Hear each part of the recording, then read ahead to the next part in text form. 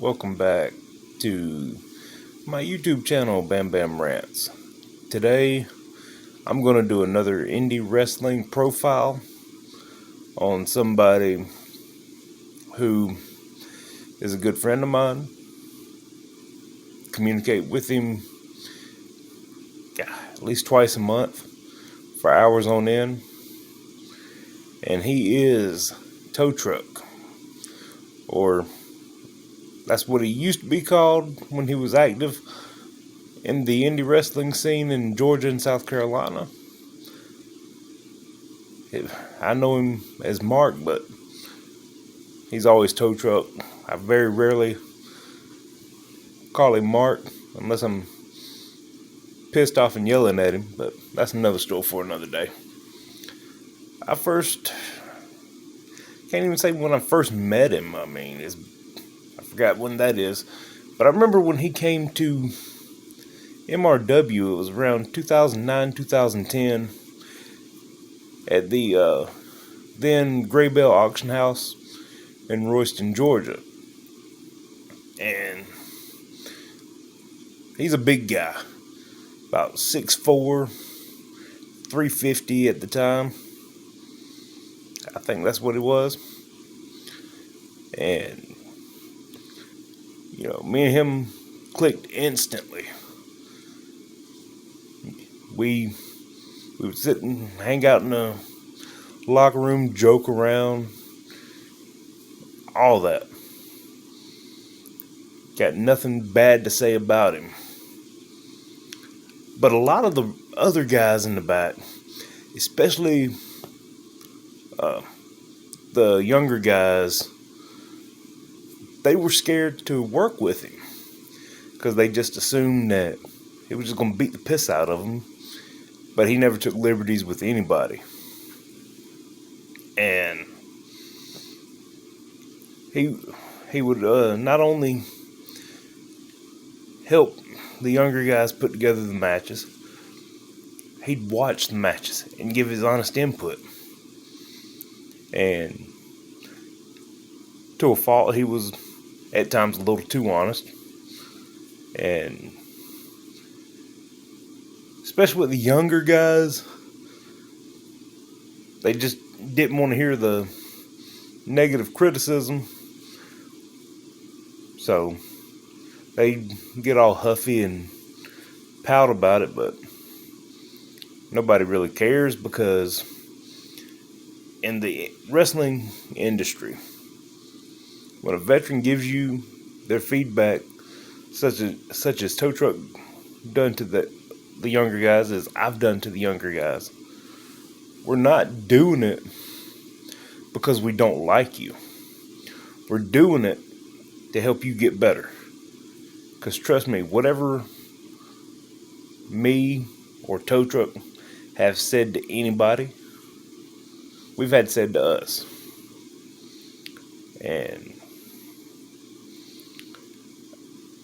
I can tell you, there's been countless times Towtruck was his own worst critic.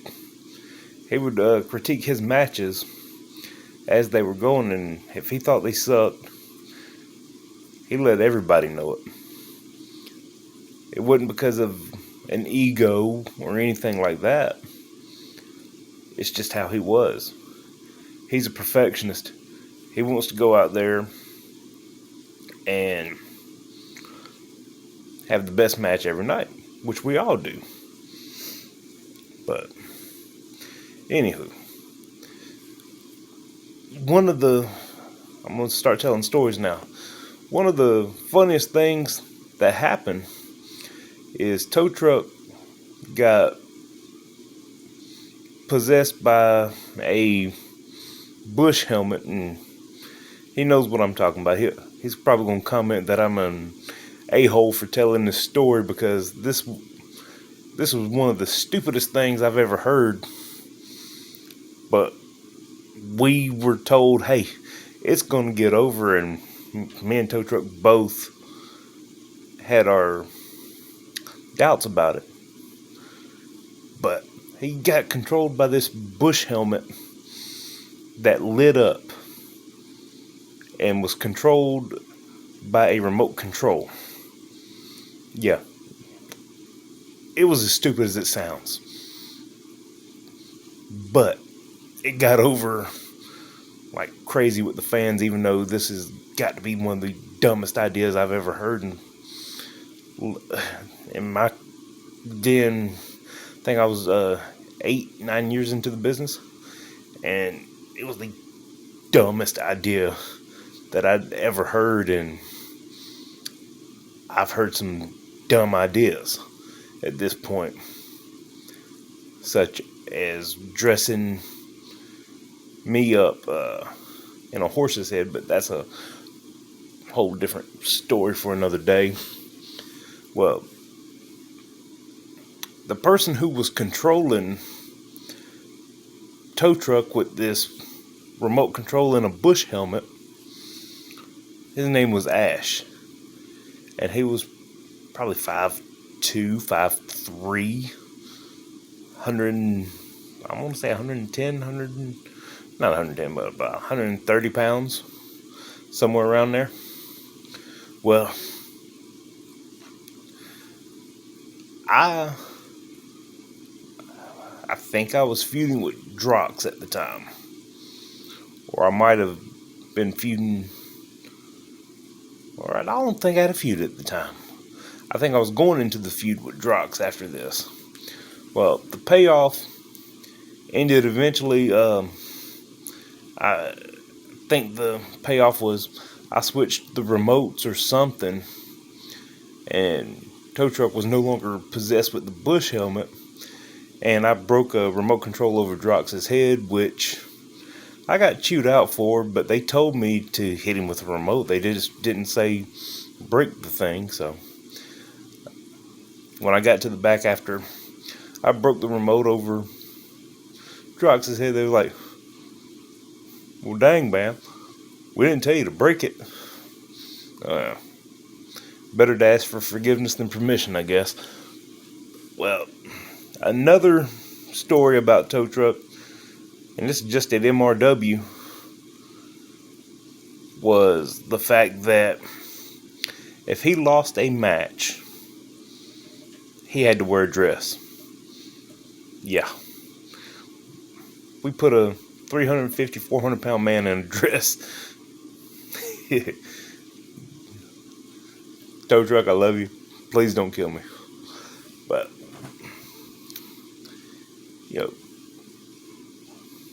then later on down the line, me and him were supposed to be a tag team, but that never came into play. It's another ball game, another bad booking decision, but nonetheless, one of the other things that we done with Towtruck is we pretty much let him have free range over his stuff. And this guy, I think his name was Brad Titus. It was his birthday. Towtruck was supposed to squash this kid. And Towtruck, being the guy that he is, called an audible in the ring, and he said, screw it, I'm going to let this kid beat me. And believe it or not, it got over. He looked like a baby next to Towtruck. Beat him. There was some outside interference. It was a lumberjack match. But Towtruck, being the quality human that he is, put the kid over on his birthday. And that tells you all you need to know about the quality of this guy. And the quality of the character that he is. I've known the guy forever. It seems like me and him talk all the time, at least twice a month. Feels like all the time, because when we get on the phone, it's a 2-3 hour piece of business just about every time. And what makes me and him click so good is me and him are both fans of the old school wrestling. We get what the newer guys or I guess you would call it the new style of wrestling. We get what they're trying to do, but we prefer our Midnight Expresses and Four Horsemen's and all that. Now, we're going to go from MRW to DCWM in Winder, Georgia, where Towtruck done a couple of spots for. And he really didn't care for the DCWM show because it broke the rule that a lot of the older guys in the business have, and that is you don't mix your baby faces and your heels. And at DCWM, your baby faces and heels would go out together for meet and greet with the fans, which I didn't like it either. I thought, it was breaking kayfabe, and wasn't a big fan. Then we go back to, now we're going to go back to MRW. Me and Towtruck actually bonded over locker room drama that happened in MRW, and that's going to be a whole different video. And hopefully my schedule works out to where I can actually go to Towtruck and me and him do a video together about that part of the MRW locker room drama, as I stated in the CM Punk AEW video that I done a while back. The locker room in MRW was heavily divided. Me being what you would call a locker room leader, because I was really close with the owner, and he would listen to me more often than not when it came to different philosophies and the way guys should be handled and all that. And my right-hand man was Towtruck. Not because, he would help enforce any kind of rules or anything. Just because I could go to this dude and vent. Because there was many a times that I thought about just walking out because of the drama. And